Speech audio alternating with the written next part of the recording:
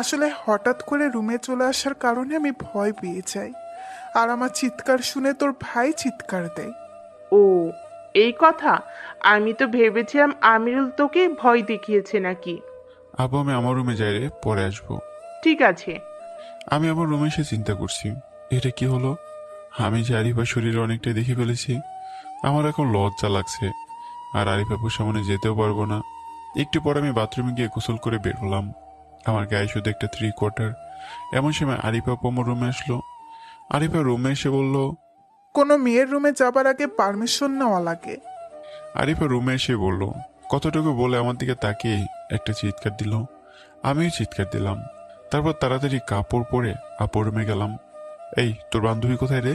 মনে হয় ছাদে গেছে। ঠিক আছে। তারপর আমি সোজা ছাদে গেলাম। ছাদে গিয়ে দেখি আরিফ আপু দাঁড়িয়ে আছে। এই যে ম্যাডাম, আপনি আমার রুমে কিছু না বলে চলে গেলেন কেন? আপনিও তো না বলেই চলে গেছেন। আমাকে তো আপু যেতে বলেছিল। দেখেন, আমি জানি এটা একটা অ্যাক্সিডেন্ট, এটা নিয়ে এত চিন্তা করার কিছু নাই। ঠিক আছে, কাউকে কিছু বলবেন না, এমনকি আপুকেও না। এই কথা তো আমার বলার কথা, আপনি বলছেন। আপনি আমার পুরো শরীর দেখেছেন, তাই চিন্তাটা আমার বেশি। হাসালেন, অনেক বিনোদন পাইলাম। আপনার নাভিটা অনেক সুন্দর। ওই বজ্জাত ছেলে! আপনাকে বিনোদন দিলাম, তারপর চলে আসলাম। খাবার খেয়ে বাইরে চলে এলাম। মিজানা সাইদের সাথে আড্ডা দিলাম। দোস্ত, মামার মেয়ের বিয়ে ঠিক করে ফেলছে। আমি ওর ছাড়া বাঁচতে পারবো না রে। আরে হালা, মরতে হবে না। আগে ছেলের বাসা কোথায় তা খোঁজ খবর নে। মিজান কখনো কখনো ফালতু মানুষেও ভালো বুদ্ধি দিতে পারে। তার জীবন্ত প্রমাণ হলো আমাদের বন্ধু সাইদ। ওই, তুই আমারে ফালতু বললি কেন? তারপর মিজান বলল চুপ করতে, না হলে সে চলে যাবে। আর আমি বললাম, জানা তোকে কে ধরে রাখছে। মিজান রাগে চড়ে চলে গেল। মেজান তো চলে গেল, এখন কি করবে? আমিও বাসায় চলে যাই।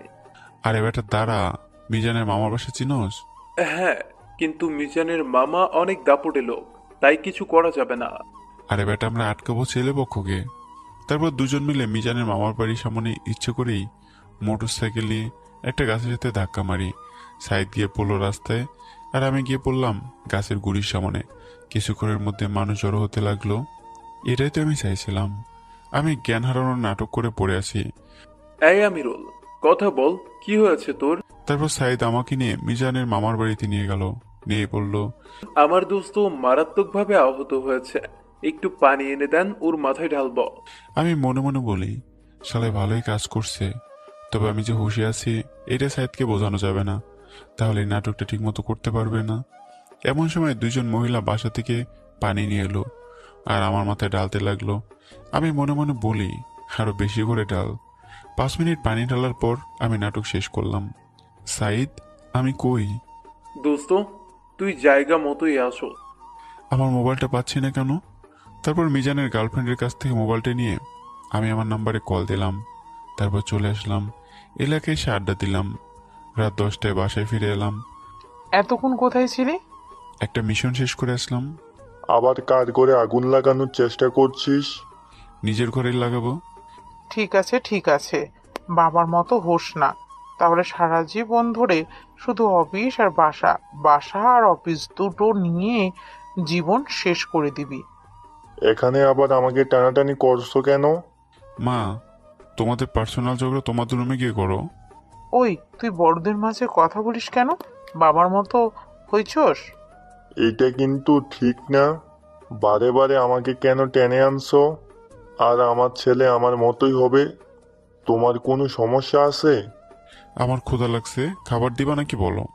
তোর বাবাকে বল খাবার রেডি করে দিতে। মা চলে গেল। আসলে এটা আমাদের পরিবারের ঝগড়া না, এটাই ভালোবাসা। এমন সময় তানিশা আর আরিফা এলো। তানিশা খাবার রেডি করছে, আর আরিফা আমাদের ঝগড়া দেখে হাসছে। খাওয়া দাওয়া শেষ করে রুমে গেলাম।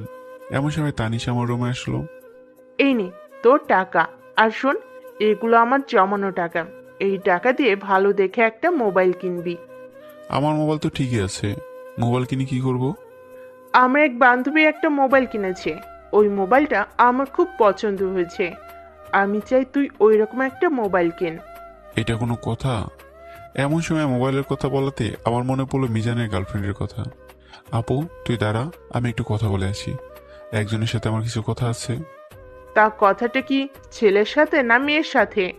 মেয়ের সাথে। কতদিন ধরে চলছে? কি? কতদিন ধরে চলছে? মোবাইলে কতদিন